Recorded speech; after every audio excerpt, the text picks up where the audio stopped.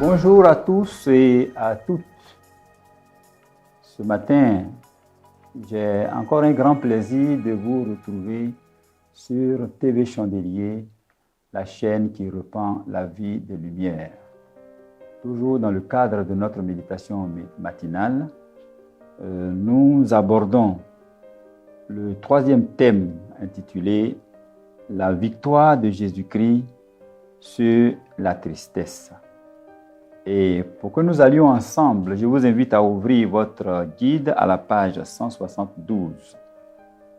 À 172, vous verrez le titre déjà annoncé.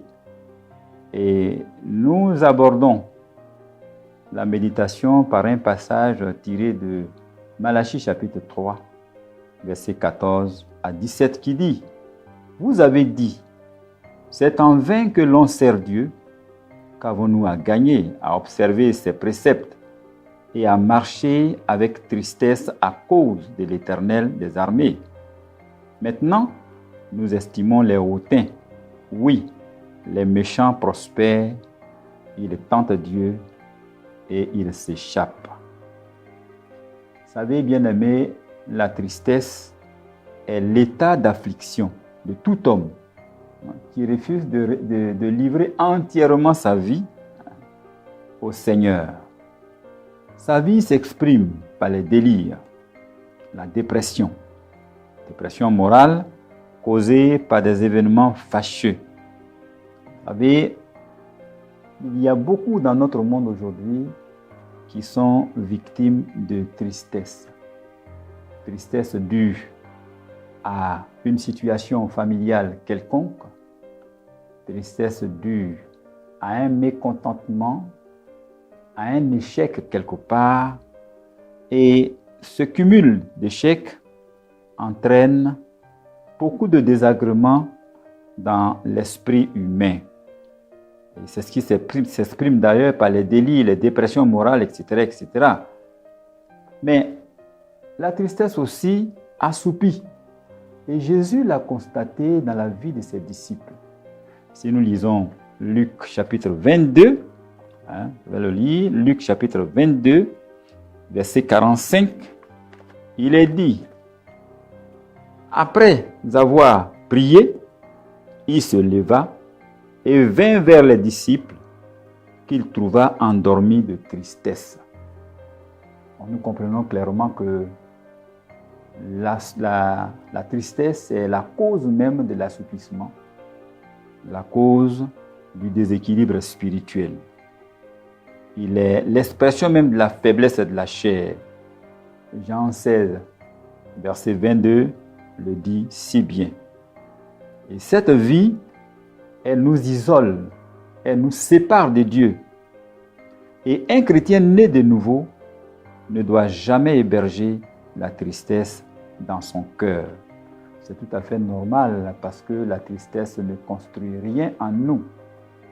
Au contraire, détruit beaucoup de choses, détruit même nos capacités intellectuelles, notre affection pour les autres, notre élan vers le meilleur est aussi affaibli, est aussi détruit par la tristesse.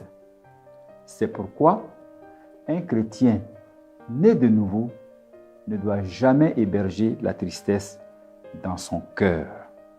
Alors, comme leçon, nous allons directement au niveau de l'épître de Paul aux Colossiens, chapitre 3, verset 13, qui nous dit de nous pardonner réciproquement.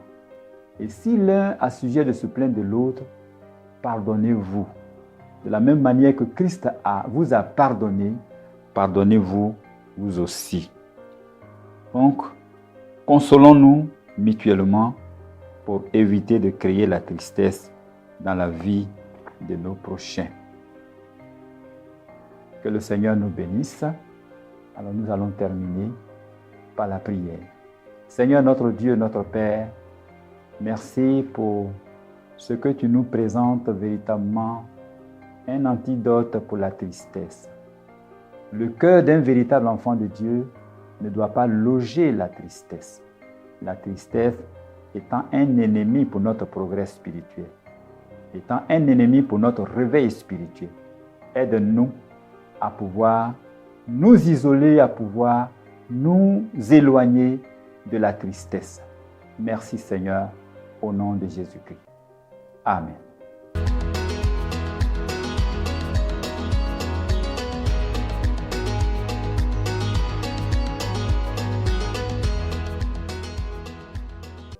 Avant de nous quitter, j'ai entre mes mains ce guide de méditation quotidienne intitulé « Cœur à cœur avec Jésus ». Alors, il est une compilation des méditations tout au long de l'année. Et si tu n'arrives pas à commenter un texte biblique, si tu n'arrives pas à méditer seul, ce guide peut t'aider à y arriver. Le slogan de ce guide, c'est Josué chapitre 1, verset 8, qui t'encourage à ne pas éloigner le livre de la loi. Il est écrit que ce livre de la loi ne s'éloigne pas de ta bouche, médite-le jour et nuit pour agir fidèlement selon ce qui est écrit. C'est alors que tu réussiras dans tes entreprises, c'est alors que tu auras du succès. Et mon souhait ce matin est que nous ayons tous du succès. Et la meilleure voie pour avoir le succès, c'est de permettre à ce que le livre de la loi ne s'éloigne point de notre bouche. Que le Seigneur nous bénisse.